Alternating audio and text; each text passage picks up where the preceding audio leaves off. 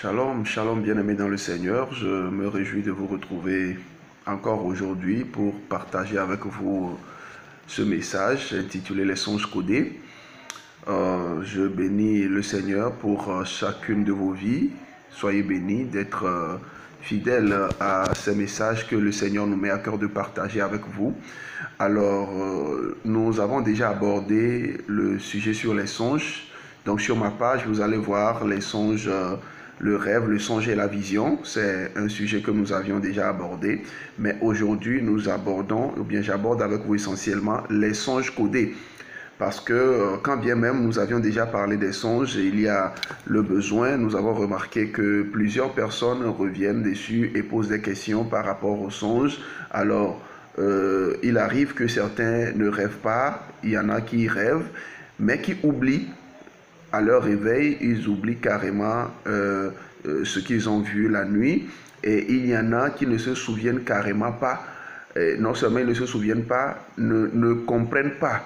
Donc ça fait trois catégories de personnes. Certains ne rêvent pas, il y en a qui rêvent mais qui oublient, et certains n'oublient pas mais ne comprennent pas leurs songes, tout simplement parce que les songes sont codés. Alors aujourd'hui, j'aimerais parler essentiellement avec vous des songes codés et essayer de voir avec vous comment nous pouvons essayer donc de comprendre les songes que le Seigneur nous donne, les messages que le Seigneur nous donne à travers les songes. Alors d'abord, pour commencer, je voudrais vous dire que si vous oubliez vos songes, c'est que votre destinée est combattue. Parce que les songes sont des messages que le Seigneur nous donne pour le futur, pour notre destinée. Le Seigneur veut nous préparer à notre avenir. Donc ce sont des instructions que le Seigneur nous donne dans les songes. Maintenant, si vous oubliez les instructions, ça veut dire que vous vivez et le Seigneur vous donne des messages par rapport à votre destinée que vous ne comprenez pas. Alors, votre destinée est en jeu. C'est que vous êtes combattu. Votre destinée est combattue tout simplement. La Bible dira donc dans Job chapitre 33 au verset 15, il parle par des songes, par des visions nocturnes. Alors, Dieu se révèle à nous par des songes. Ce qui veut dire que lorsque vous rêvez, c'est parce que le Seigneur se révèle à vous. Alors, nous voyons également dans 1 Samuel chapitre 28 au verset 6, la Bible dit, Saül consulta l'Éternel et l'Éternel ne lui répondit point, ni par des songes, ni par l'Urim, ni par les prophètes. Donc Saül, lorsque le Seigneur s'est retiré de lui, lorsqu'il a perdu la royauté, la Bible dit qu'il était à la recherche de révélations, il n'en trouvait pas. Et le Seigneur ne lui répondit ni par les songes, ni par l'Urim. L'Urim, c'est un élément sacerdotal dont les Lévites se servaient, le souverain sacrificateur se servait donc pour aller dans le Saint des Saints. Donc, ils allaient dans ce lieu justement pour apporter des requêtes et le Seigneur leur transmettait des réponses pour dire il a tenté d'entrer donc dans l'intimité du Seigneur pour pouvoir recevoir des instructions, mais il n'en avait point. Il ne trouvait point d'instruction, il n'avait plus de révélation parce que le Seigneur s'était retiré de lui. Donc, si vous avez des problèmes pour retrouver vos songes, c'est quelque part parce que vous êtes en train d'être éloigné du Seigneur et il faut faire un travail là-dessus. Alors, Saül, connaissant le principe, sachant que sans instruction, le peuple périt, va donc consulter les morts. Il va donc chercher le Seigneur par une voie mystique. Et la Bible nous dit dans 1 Samuel chapitre 28, 1 Samuel chapitre 28, le verset 16 nous dira, Samuel dit, pourquoi donc me consultes-tu, puisque l'Éternel s'est retiré de toi et qu'il est devenu ton ennemi. Alors ici, nous voyons qu'il a tenté de faire parler l'esprit de Samuel. Et une femme a tenté de faire parler Samuel. Et Saül a essayé d'entendre ce que le Seigneur voulait lui dire au moment où il n'avait plus de songes. Il a cherché le Seigneur à travers les songes en vain. Il n'en a point trouvé. La Bible nous dit qu'il a trouvé un autre moyen. Ce qui veut tout simplement nous faire comprendre l'importance de prendre au sérieux nos songes. Il avait compris tout simplement que s'il n'a pas de message, il n'avait plus de vie en fait. S'il n'y a plus de songe, il n'y a plus de vie. Donc c'est important. La Bible dit, Dieu ne lui répondit ni par les songes, ni par l'Urim, ni par les prophètes. Donc ce que le prophète peut te prophétiser est un peu semblable à ce que tu peux trouver dans les songes. Si tu as les songes, si tu te souviens de tes songes, et surtout si tu arrives à décoder tes songes. Le problème, c'est que certains songes sont codés et nous rêvons, mais nous ne comprenons pas ce que nous voyons. Alors ici, lorsque vous oubliez, vous devez chercher la face de Dieu. Vous vous réveillez et puis vous oubliez le songe. Vous devez chercher la face de Dieu et faire un travail sérieux pour retrouver vos songes. Vous devez faire un travail sur vous. Priez le Seigneur, cherchez sa face pour pouvoir retrouver vos songes. Alors, ce qui est important ici est de savoir que lorsque vous oubliez une partie du songe qui n'est pas importante, c'est pas un problème en fait. Vous pouvez oublier un rêve carrément. Vous pouvez ne pas vous souvenir du rêve. Vous pouvez oublier une partie du songe. Lorsque nous lisons Ésaïe chapitre 29, verset 8, la Bible nous dit que celui qui a faim rêve qu'il mange, puis s'éveille l'estomac vide. Et celui qui a soif rêve qu'il boit, puis s'éveille épuisé et languissant. Ce qui veut dire qu'en réalité, il y a ce qu'on appelle le rêve, qui n'est pas un message de Dieu. Le rêve n'est pas un message de Dieu. Si vous l'oubliez et que vous oubliez une partie, ce n'est pas un problème parce que Dieu ne vous a pas parlé. Vous avez tout simplement revu certaines scènes de votre journée. Donc, on appelle rêve la manifestation du psychisme conditionné par le contexte extérieur. Ce qui veut dire qu'en réalité, lorsque vous vivez des situations dans la journée, votre esprit vous ramène une partie de ces choses dans votre songe. C'est ce qu'on appelle un rêve. Ce n'est pas un message en tant que tel. Donc, lorsque vous rêvez, vous voyez des choses qui n'ont pas de sens. Vous n'avez pas besoin d'essayer de les comprendre. Vous n'avez pas besoin d'essayer de vous rappeler d'ailleurs, s'il s'agit d'un rêve.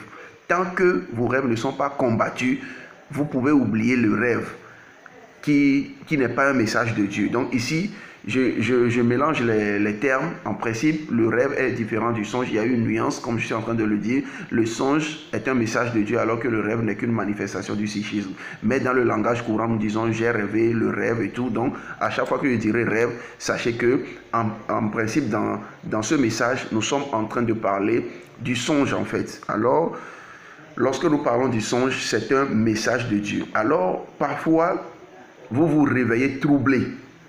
Troublé parce que vous avez eu un message, vous avez eu un songe que vous avez oublié. C'est-à-dire qu'au réveil, vous sentez qu'il y a eu un message de Dieu, mais vous ne vous rappelez pas et vous êtes troublé. Quand il y a ce trouble, il faut absolument commencer à faire un travail dessus.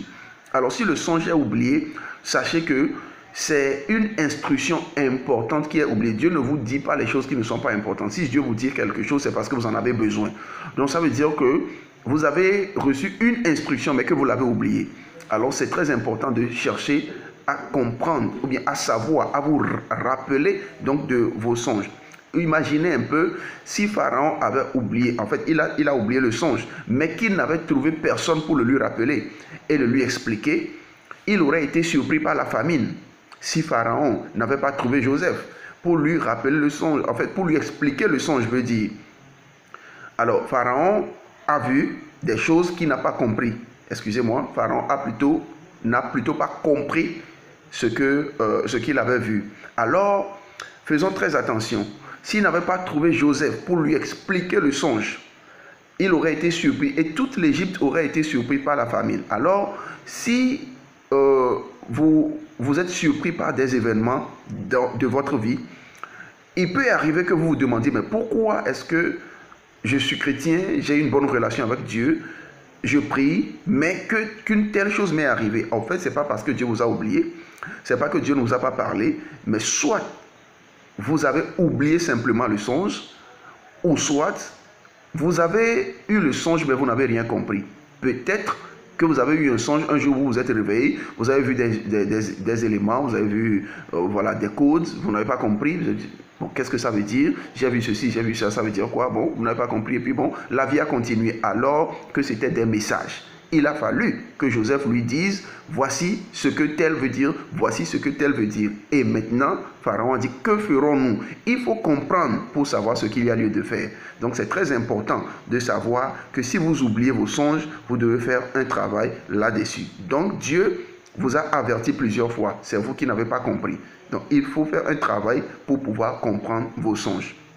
Alors, dans la Bible, il y a deux catégories de songes. Il y a des songes au message codé et les songes au message non codé. Lorsque nous parlons de songes au message non codé ou bien de songes non codés tout simplement, c'est ce songe-là que vous faites et au réveil, vous comprenez clairement le message. Et Dieu parlera à Jacob. Jacob dira dans Genèse chapitre 41, au moment où Laban changeait son salaire. Et il fallait que les brebis aient des petits rayés, des petits tachetés pour que Jacob puisse avoir son salaire, pour que Jacob puisse justement avoir ou bien prendre sa part. Donc au moment où Laban changeait le principe, Dieu informait Jacob dans le songe de la manière dont il devait faire accoupler justement les brebis pour que les brebis puissent donner les petits qu'il fallait. Alors quand nous lisons Genèse 41, nous allons comprendre, non plutôt Genèse 31 je voulais dire, excusez-moi, lorsque nous lisons Genèse 31, nous allons comprendre le verset 8, verset 10, verset 11 par là, nous allons comprendre ce que je veux dire.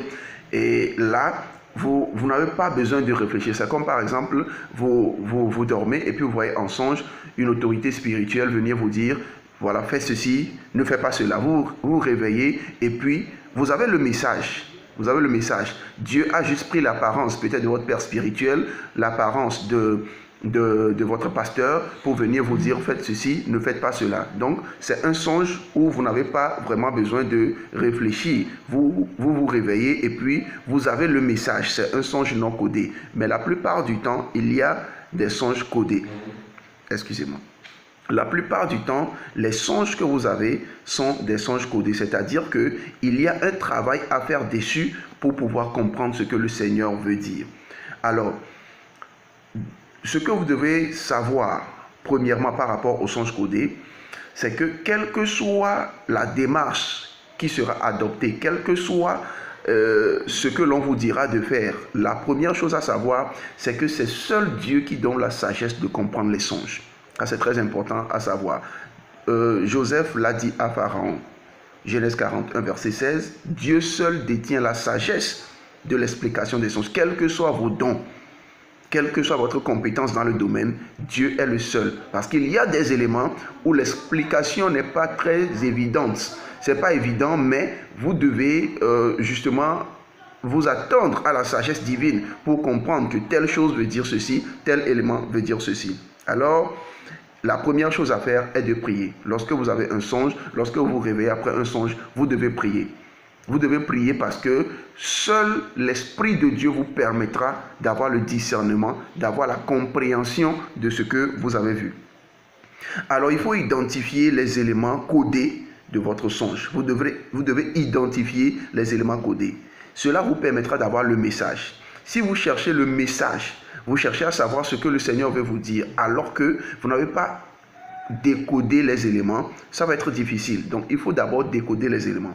Quels sont les éléments que vous avez eus? Vous allez chercher dans la parole si ces éléments ont des explications dans la parole.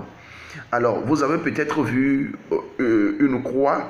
La croix dans la Bible, la croix peut signifier une puissance. La prédication de la croix est une puissance pour ceux qui croient. La croix peut signifier également une malédiction. Galates 3,13, maudit est quiconque est pendu au bois. Alors, ça peut être une malédiction, ça peut être une puissance, ça peut avoir d'autres significations. Si vous avez vu par exemple le feu peut être un signe d'approbation. C'est un code. Parce que lorsque les sacrifices étaient faits, il fallait que le feu tombe dessus, il fallait que le feu brûle le sacrifice. Donc si le sacrifice est approuvé, le feu descend du ciel pour brûler le sacrifice. Donc le feu peut être un signe d'approbation. Le feu peut en même temps être un signe de châtiment parce que en enfer, il y a le feu. Et ceux qui n'auront pas été trouvés dans le livre de vie seront jetés dans les temps de feu où il y aura des pleurs et des grincements dedans. Donc là, le feu peut être un signe de désolation, un signe de tristesse, un signe de châtiment, le signe d'une fin malheureuse. Donc maintenant, lorsque nous avons les éléments, chaque élément peut avoir plusieurs significations. Lorsque vous avez les significations, il faut savoir que chaque élément a une explication en fonction du contexte. Chaque élément a une explication en fonction du contexte. Lorsque nous venons au contexte, vous devez savoir que on peut vous dire tel élément, quand vous rêvez ceci, ça veut dire ça. Quand vous rêvez ceci, ça veut dire ça. Mais je vais vous dire quelque chose de très important. Lorsque vous n'examinez pas les contextes dans lesquels vous faites les songes, vous pouvez tout de suite vous tromper. Je vais vous donner un exemple. Il y a un frère qui s'est retrouvé dans une salle de classe. Il m'a dit qu'il était dans une salle de classe et il y a un camarade, il était en plein examen et il voulait passer un examen. Et il y a un camarade à côté qui lui disait, nous ne devons plus échouer cette fois. Cette fois, nous ne devons plus échouer. Alors le frère en question, quand nous analysons le contexte dans lequel le songe a été fait, c'est un frère qui a beaucoup prospéré dans la vie, mais qui entre-temps a eu des problèmes et il s'est retrouvé à zéro. Donc il a commencé à travailler, on a commencé à prier avec lui et progressivement le Seigneur a commencé à le restaurer et il a fait ce songe. Et là, la salle de classe était un test.